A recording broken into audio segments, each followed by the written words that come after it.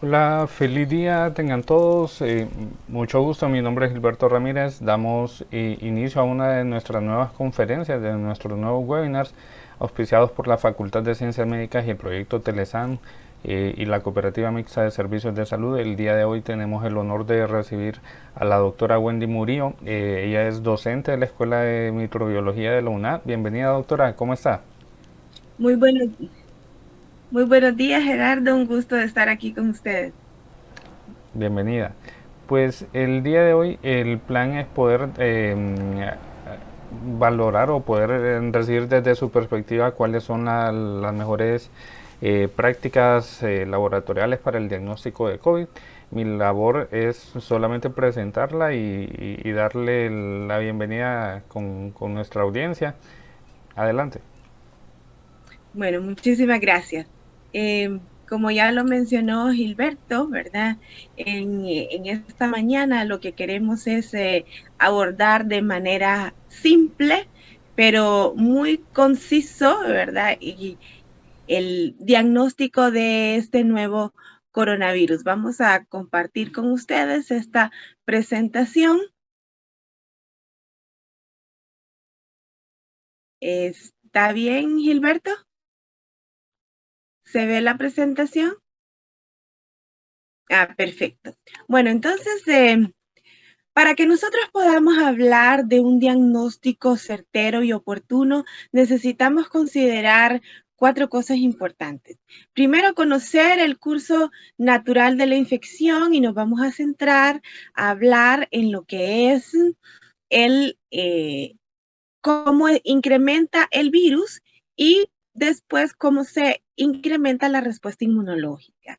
Y vamos a hablar de dos tipos de pruebas, no son las únicas, pero son las que se están recomendando, la utilidad de los resultados de laboratorio y el tipo de muestras a recolectar. ¿Y por qué necesitamos hablar del tipo de muestra? Porque de eso va a depender el que tengamos un buen diagnóstico, ¿verdad? Si nosotros colectamos malas muestras en el caso de la realización del diagnóstico molecular, que son muestras respiratorias, entonces lo que podemos hacer es que podemos tener falsos negativos. Entonces necesitamos también conocer cómo se toma correctamente las muestras. Bueno, en esta gráfica tenemos la dinámica viral y la respuesta inmune de la infección por el SARS coronavirus 2, ¿verdad? Ustedes podrán ver aquí en el día cero de inicio de la infección, empieza lo que es el incremento del virus en el organismo, ¿verdad? Y este dura de, del día de la infección y puede permanecer hasta 20. Hay personas que pueden tener un poco menos, hay personas que tal vez pueden tenerse un poco más. Esto de acuerdo a lo que se ha observado en otros países eh, y y también, ¿qué va a suceder entonces? Más o menos al día 3, en el día 4, empiezan a aparecer los síntomas aquí en esta parte de la gráfica, que generalmente coincide también con los niveles de detección de los virus por las pruebas moleculares. Posteriormente, más o menos al día 7, empieza el inicio de los anticuerpos. Los anticuerpos son una respuesta de nuestro organismo a la infección viral. Entonces, hay de dos tipos, los tipos IgM, que no son específicos, pero aparecen de primero, y posteriormente los IgG, que son los de memoria. Como ustedes pueden ver aquí, los niveles de detección para estos anticuerpos se hacen al día, se van haciendo detectables al día 7 de la infección, y los IgG son mucho más tardíos, más o menos en el día 14. Entonces, esto es importante que nosotros lo conozcamos. Ah, este, vamos a ver. Ahí, ahí sí. Y cuando la hago grande, Gilberto, ahí,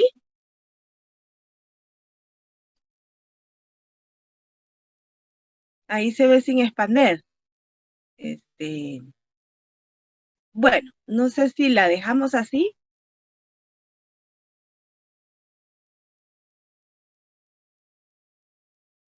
No sé si ¿sí? ¿La ven? Pero no expandida. Pero no sé qué puedo hacer para expandirla, porque de acuerdo como yo la de... Ah, bueno, entonces está bien. Entonces, la idea es que el público la pueda ver. Bueno, entonces les decía que del día 0 y se ha estimado que hasta el día 28 podemos detectar la presencia del virus en el organismo. Claro, ya cuando llega el día 28 ya los niveles son tan bajos que muchas veces pueden no detectarse. Los niveles de anticuerpos IgM, que son los primeros que aparecen y que no son específicos, pero que contrarrestan la infección, empiezan a incrementarse al día 5, pero se hacen detectables a las pruebas que actualmente hay hasta el día 7. Ya posteriormente desaparecen unas 2 semanas y las IgG, que son más tardías, pero son más específicas y son las de memoria, ¿verdad? Entonces estas aparecen al día 14. Entonces, ¿por qué es importante que nosotros conozcamos esto? Porque así vamos a decir cuándo hacer pruebas para detección de antígenos o de la presencia del virus y cuándo, en qué fechas podemos, en qué tiempos podemos hacer entonces detección de anticuerpos. De acuerdo a esto, entonces, actualmente se están recomendando 2 tipos de pruebas, que son el diagnóstico molecular mediante un PCR o reacción en cadena de la polimerasa con retrotranscripción en tiempo real que detecta el material genético específico. Ya vamos a hablar un poquito de eso. Y luego tenemos las pruebas serológicas.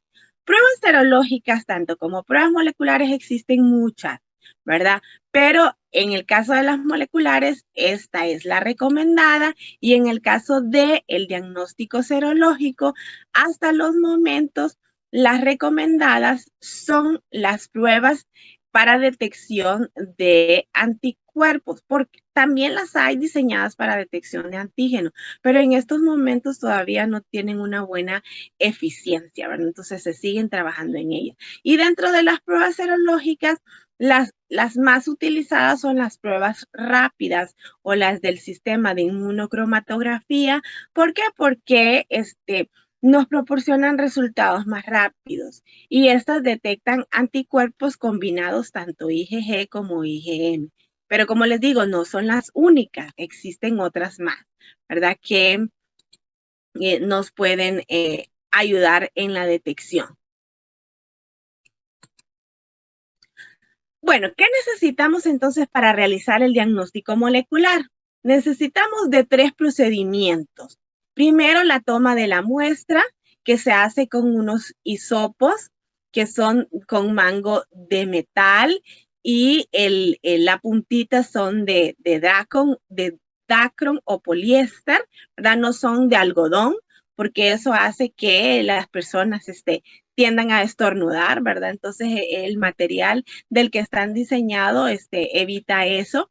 Y luego se colocan en un medio de transporte.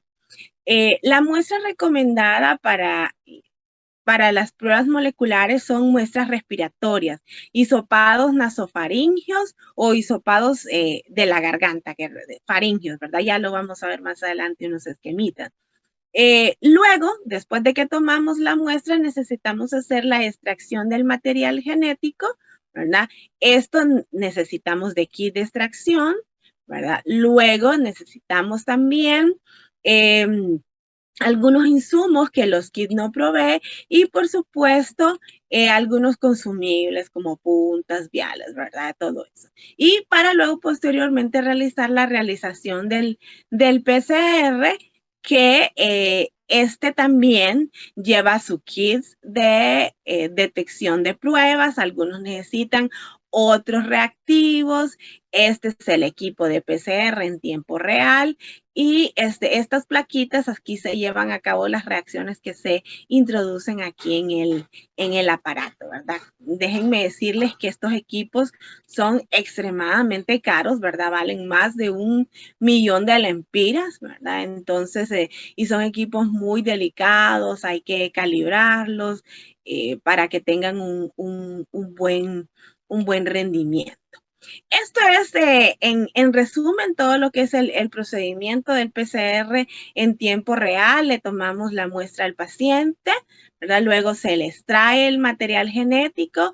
Recordemos que el SARS-CoV-2, ese es el nombre del virus que produce el COVID-19, es un virus ARN.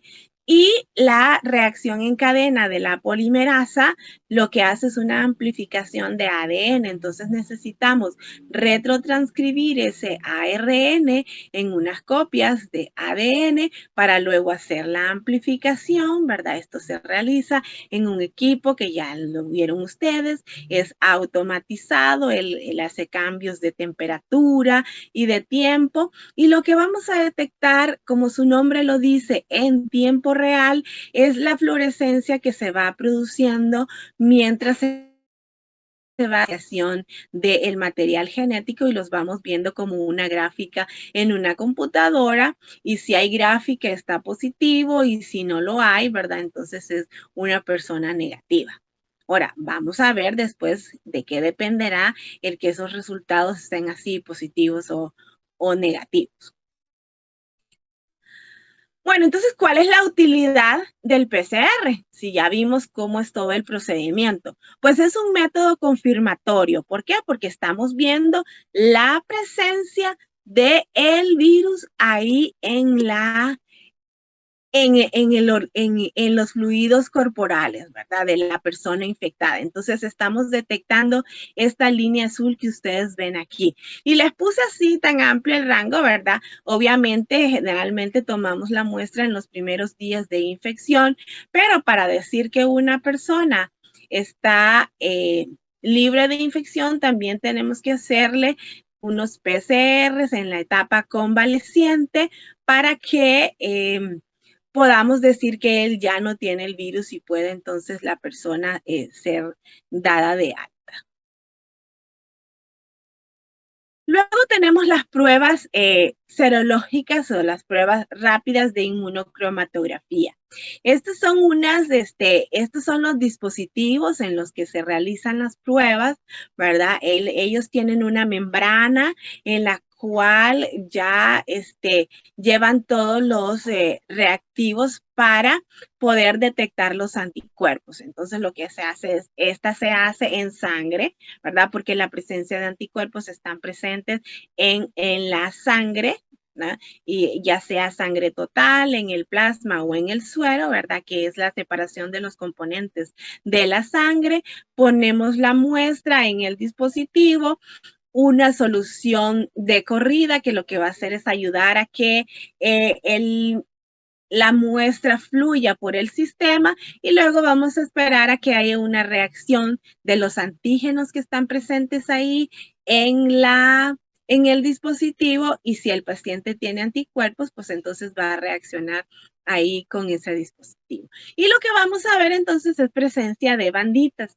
Estas pruebas tienen controles internos para ver que el sistema funcione bien. Siempre ese control interno es esa C que ustedes ven ahí, tiene que dar positiva. Si no lo da, es un resultado inválido. Luego tenemos un punto donde se va a detectar la IgM y otro donde se va a detectar la IgG. Entonces vamos a tener diferentes resultados. Si el paciente está en el inicio del incremento de los anticuerpos, entonces puede que solo tenga IgM y también y no tener IgG. Entonces, o puede ser que ya esté pasando la IgM y solo detectemos IgG, o nos encontremos en un punto donde detectamos las dos. Todos estos resultados, estos tres resultados que ustedes ven ahí, son positivos para anticuerpos, solo que para IgG, perdón, IgM, y para IgE y para ambos. ¿verdad? Y los cuidados entonces que vamos a tener después es tomar las muestras en los tiempos correctos. ¿Cuál es la utilidad de la serología? Es un método complementario de diagnóstico, ¿verdad? ¿Por qué? Porque no estamos detectando directamente la presencia del virus, sino una reacción de nuestro organismo a la presencia de ese virus. Ahora, el hecho de que nosotros tengamos anticuerpos, independiente de cuál sea el tipo, significa que hemos estado en contacto con el virus, que en nuestro organismo estuvo en contacto con el virus. Entonces, sí, es un método que nos va a ayudar a complementar el diagnóstico de la infección por el coronavirus. ¿Cuáles son las utilidades entonces? Así muy rápidamente para que tengamos tiempo de preguntas. Tenemos que es un método confirmatorio de infección, ¿verdad? El PCR, el diagnóstico molecular, nos detecta infección aguda. ¿Por qué? Porque vamos a detectar los casos en los primeros días de infección. Se utiliza como un indicador de transmisibilidad o contagiosidad, que significa que si nosotros tenemos un resultado positivo, significa que la persona tiene el virus y que esa persona puede eliminar el virus en sus secreciones respiratorias, entonces poder infectar a otra. Valora la gravedad y sirve para aislar los casos confirmatorios, ¿verdad? ¿Por qué? Porque se ha detectado que mientras más concentración de virus tenga la persona y sumado a esto, los factores de riesgo, entonces puede haber mayor gravedad. Se realizan en muestras respiratorias, ¿verdad? Generalmente se recomienda el hisopado nasofaringio. Los resultados pueden estar disponibles en 6 horas si el laboratorio ya tiene la experiencia. Para poder decir que una persona está libre de la infección, necesitamos hacer 2 pruebas consecutivas que tienen que dar negativas en un periodo de 24 a 48 horas, ¿verdad? Esos son un resumen de la utilidad del diagnóstico molecular. Por el otro lado, el diagnóstico serológico complementa el diagnóstico molecular, ¿verdad? Ya que dijimos que nos va a dar una respuesta, pero de la presencia de anticuerpos, entonces va a determinar el estado inmune de las personas infectadas o no, con síntomas o no. Entonces, esto es muy importante, ¿verdad? Porque entonces lo podemos utilizar también para hacer estudios de vigilancia epidemiológica. No necesariamente se le tiene que hacer a las personas que tienen síntomas. Y también para el estudio del estado inmunológico de los personal de salud, ¿verdad? Ellos que están tanto en contacto y pueden ser también ellos asintomáticos. Determina la totalidad de casos y la tasa de mortalidad. Vamos a los resultados negativos, ¿verdad? De anticuerpos indican que la persona sigue siendo susceptible a la infección. Esto es muy importante porque recuerden que como es un nuevo virus, todos somos susceptibles a la infección. Y si no tenemos anticuerpos, es que no hemos estado en contacto con el virus y seguimos siendo susceptibles. Los resultados, obviamente, como su nombre lo dice, ¿verdad? Van a ser de 15 a 20 minutos. Pero existe una condición con esto, que no son útiles para la detección o diagnóstico de infecciones tempranas, ¿verdad? De infecciones agudas, que es cuando pues necesitamos tener el diagnóstico oportuno para poder darle tratamiento a las personas que tienen síntomas. Entonces, esa es una de las pues, puntos en contra, ¿verdad? De la serología, porque ya los vamos a detectar del 7º día en adelante, no en estadios tempranos de infección. Ahora, ¿qué tipo de muestras vamos a colectar? Les dije que para el diagnóstico molecular, las de preferencia, porque el virus está ahí replicándose, ¿verdad? Y está la presencia del virus, es en las secreciones respiratorias. Vamos a tener en los hisopados nasales, faringios o en el nasofaringio, en esputo, en lavado broncoalveolar. Estos no se utilizan mucho, los dos últimos, porque pues la persona tiene que toser, ¿verdad? Estos son el lavado en broncoalveolar es un procedimiento un poco más invasivo, ¿verdad? Entonces, pero las dos últimas son las mejores, ¿verdad? Y donde vamos a tener más concentraciones de virus. Y en el caso de la serología, pues sangre, que se puede utilizar la sangre total o separar en sus componentes en suero o en plasma. Esa es la forma correcta. Hablábamos que un factor importante para que tengamos resultados más certeros, más fidedignos, es una buena toma de muestra. Entonces, como ustedes podrán ver ahí en el esquema, les dije que el hisopo es de plástico, el mango es flexible, ¿verdad? Porque tiene que introducirse lo más profundo, ¿verdad? De la nariz para que llegue a esas zonas ahí en donde se comuniquen la nasofaringe, ¿verdad? O también se pueden hacer hisopados faringe, una combinación, tomar con un hisopo una muestra nasofaringea y otra de solo la faringe y se combinan y ambas se ponen en el tubito de transporte para tener mayores chances eh, de encontrar el virus. Luego también tenemos que algo muy importante es el transporte inmediato al laboratorio y la cadena de frío, ¿verdad? Ustedes han escuchado que las muestras vienen de San Pedro Sula y de otras partes del país, porque hasta el momento solo aquí en Tegucigalpa se hace el diagnóstico. Entonces es importante que venga bien en cadena de frío, ¿verdad? Y que llegue lo más pronto posible al laboratorio. Si esto se rompe, si esto no se lleva a cabo correctamente, entonces podemos tener falsos negativos porque el virus puede destruirse, ¿verdad? El virus es lábil, es un virus envuelto y esa envoltura lo hace que se inactive muy fácilmente. Y el tiempo de la toma de la muestra, ¿verdad? Para tener diagnósticos de los casos agudos debemos de tomarlos entre el tercer y quinto día de iniciados los síntomas, que como les dije coinciden un poco con el inicio de la infección. Y en el caso de la serología, pues es sangre total, ya sea capilar, ¿verdad? Del dedito o venosa, y tiene que estar la persona entre el 7 y el 14 días de iniciados los síntomas o la infección para que podamos entonces nosotros también poder detectar o que ya se encuentren presentes esos anticuerpos en niveles detectables.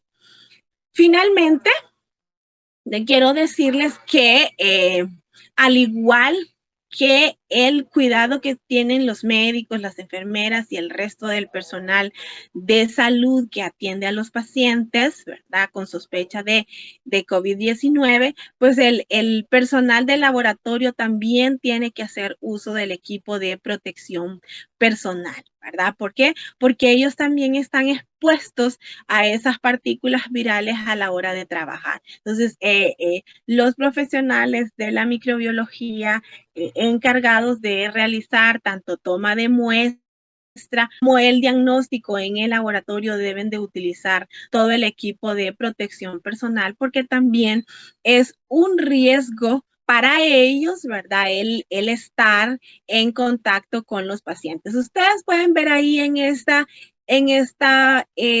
fotografía eh, no es tan placentero, ¿verdad? Que le introduzcan ni sopos en la nariz, ni sopos en la garganta a los pacientes.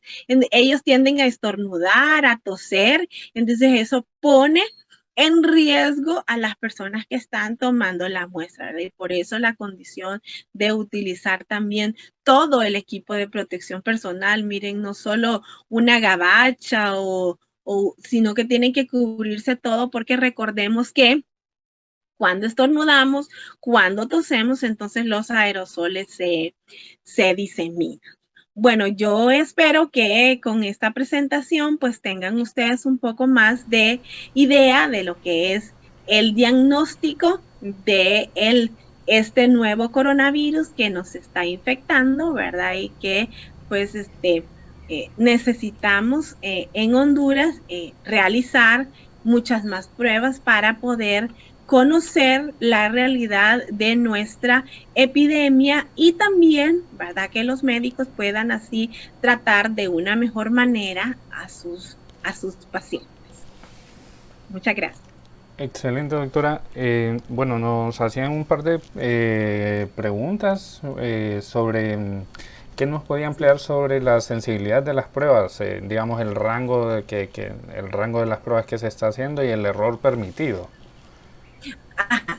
Bueno, las pruebas moleculares, ninguna prueba es 100% efectiva, ¿verdad? Todas tienen sus dificultades, pero las pruebas moleculares, al determinar segmentos específicos del material genético viral, tienen sensibilidades y especificidades arriba de el 90%, ¿verdad? Que eso es muy, muy bueno, ¿verdad? Claro, vuelvo a repetirles, la importancia de que nosotros tengamos resultados que vayan a caer en esos rangos de sensibilidad y especificidad va a depender de que de que nosotros tomemos una buena muestra y que él y que cuando se vayan a enviar las muestras a los laboratorios lleguen en los tiempos correctos. Esto con respecto a las pruebas moleculares. Las pruebas serológicas, en este caso, las pruebas rápidas, las sensibilidades varían, ¿verdad? Y por eso es que ustedes han escuchado mucho a nivel de la Secretaría de Salud. Bueno, no, necesitamos validarlas. Eso es correcto, ¿verdad? Eso es un dato correcto porque se dice que las pruebas rápidas pueden tener hasta un 80% de sensibilidad, entonces vamos a perder un 20%, pero eso es aceptable, ¿verdad? Eso es aceptable en pruebas rápidas porque sabemos que ellas tienen un poco más de dificultades, entonces la sensibilidad puede llegar hasta un 80% y claro, hay algunas que pueden hacer hasta menos, ¿verdad? Entonces nosotros tenemos que usar aquellas cuya sensibilidad sea la más alta. Excelente, doctora. Hay muchísimas preguntas que normalmente que han estado, digamos, en redes y en todos estos espacios y nos preguntaban también sobre, no sé si es pertinente, pero sobre las marcas de las pruebas rápidas que están siendo más confiables en este momento. Hemos visto cómo la cadena de suministros en todo esta crisis se ha visto vulnerable, entonces sobre las pruebas no es una de las dudas que nos queda. No le puedo decir yo todavía nombres, ¿verdad? Porque no lo sé. O sea, hay algunas que se escuchan mencionar más, ¿verdad? Que han sido, por ejemplo, las de la marca Celex. Pero ahorita a nivel de país, no se han validado en manos de nuestro personal de laboratorio, ¿verdad? Entonces necesitamos, como les digo, realizar esas pruebas de validación para nosotros poder decir entonces cuáles se van a recomendar. Como todavía el sistema de ARSA no ha permitido el ingreso de las pruebas al país, entonces todavía no se han hecho esas valoraciones. Entonces, no les puedo decir yo nombres, hay muchas pruebas, ¿verdad? Hay muchas pruebas y la situación es que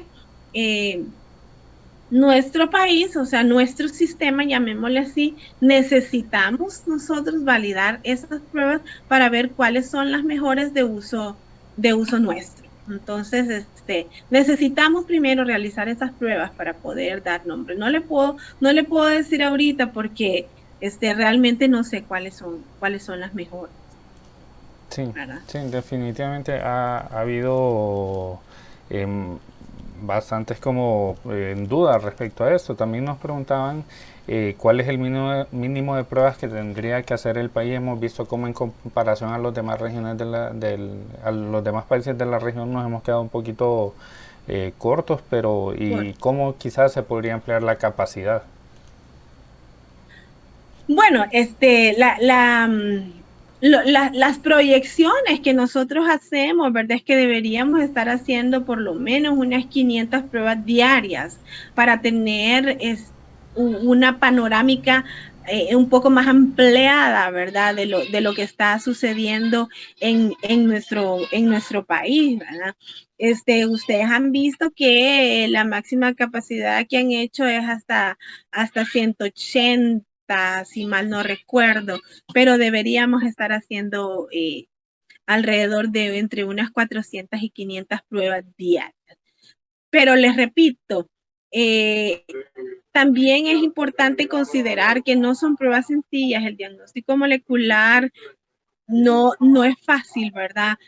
Por eso es que ustedes han escuchado que no todos los laboratorios, ni siquiera a nivel privado, todavía las tienen, porque eh, no es un diagnóstico que vayamos a decir, lo vamos a tener así tan fácilmente. Es caro. El diagnóstico molecular en general es caro, ¿verdad? Pero la utilidad es muy grande. Entonces, si bien es cierto, hay que hacer una buena inversión en ese sentido, ¿verdad? La que nos va a dar, pues sí nos va a proporcionar información fidedigna de lo que está sucediendo en el país. Bueno, doctora, me parece que no tenemos más preguntas. Para mí ha sido una muy buena presentación y no me queda más que agradecerle por acompañarnos esta vez. No sé si le gustaría dar algunas recomendaciones para los profesionales y estudiantes que están ahí en la primera línea de defensa. Sí, ¿verdad? Pues seguir en la lucha, ¿verdad? Yo sé que no es fácil. eh, es una infección viral que nos vino a demostrar, ¿verdad? Todas las limitantes que tenemos, que necesitamos ser un poco más previsores, organizados, ¿verdad? Ser planificadores, eso es importante, y seguir las recomendaciones, ¿verdad? Yo creo que las medidas que se han tomado, por ejemplo, el distanciamiento social, a pesar de todo, que todavía vemos gente que sale a las calles, ¿verdad? Ya sabemos nosotros las condiciones, pero yo sí considero que ha venido a disminuir el número de casos, ¿verdad? Aunque sabemos que tenemos un subregistro, pero, pero no tenemos tanto como si nosotros siguiéramos en la vida normal. Sigamos utilizando las medidas de prevención, la mascarilla recomendada, ¿verdad? Cuando salgamos, si tienen que estar en los hospitales, pues y les proveen los equipos de protección, utilícenlos correctamente, ¿verdad?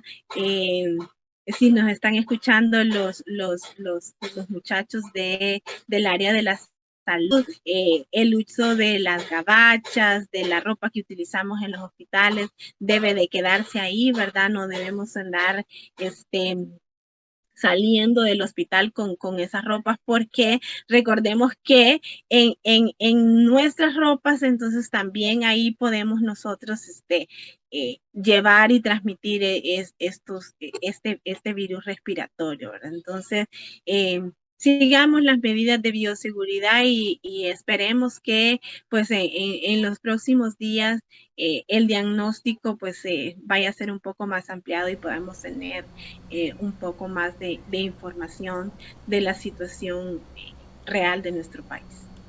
Muchas gracias. No, excelente, doctora. Yo creo que sí nos queda, o sea, como experiencia como país para la inversión en laboratorios y reactivos de virología, para poder responder mejor a este tipo de emergencias. Y solamente una última pregunta, porque también es algo que nos quedaba pendiente de algunos comentarios. Sobre la Ajá. desinfección de las mascarillas, se ha especulado bastante sobre esto. ¿Qué opinión tiene? La desinfección. Sí. Sí, no, mire, yo no estoy muy de acuerdo con eso, ¿verdad? Porque las mascarillas generalmente están diseñadas para usos únicos y son desechables. ¿verdad? No, la situación con la desinfección de mascarillas, lamentablemente, yo creo que pierden su funcionalidad a medida que nosotros estamos haciendo esos procedimientos. Usted lee y lo hemos visto desde antes, o sea, no nos pongamos ahorita en el punto de hoy, sino lo que hacíamos nosotros antes. O sea, si bien es cierto, no teníamos el uso tan ampliado de mascarillas, pero a nadie se nos recomendaba que esterilizáramos las mascarillas, que las limpiáramos y las volviéramos a reutilizar. No, desde el punto de vista de contaminación, recuerden ustedes que esas mascarillas hasta reciben nuestra respiración y nuestra exhalación, ellas se mojan, se humedecen, entonces lo correcto es no utilizarlas, que sean de uso único, ¿verdad? Exceptuando aquellas más especializadas, por ejemplo, que tienen filtro, pero las mascarillas no se deben de reutilizar, ¿verdad? Desde mi punto de vista son de uso único, exclusivo y luego se descartan. Eso es lo mejor, ¿verdad? Excelente. Porque si no, corremos el riesgo de que podamos tener ahí partículas y podernos infectar. No, excelente, doctora. Igual nos consultaban sobre si hay algún tipo de prueba que se le pueda hacer en materia de virología a los lotes de las mascarillas para verificar su funcionamiento.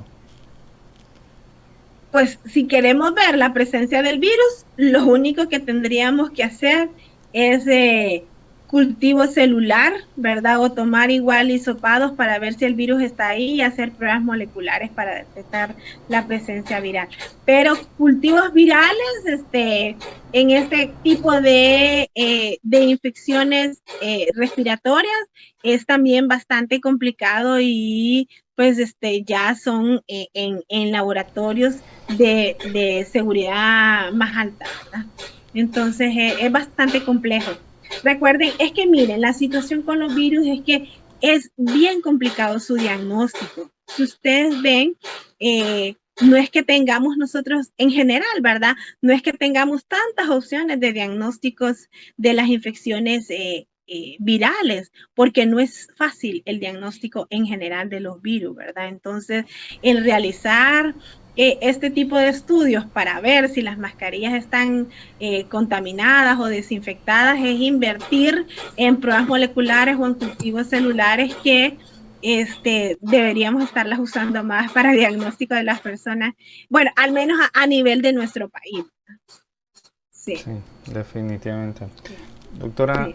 le agradezco mucho su compañía. Fue muy buena presentación. Hay varios comentarios de agradecimiento y de felicitaciones. Es un gusto Muchas haber gracias. estado con usted. Y pues vamos a continuar. Todavía nos faltan un par de webinars en esta serie, muy probablemente esta semana. Es un gusto saludarla. Igualmente, muchísimas gracias y saludos a todos.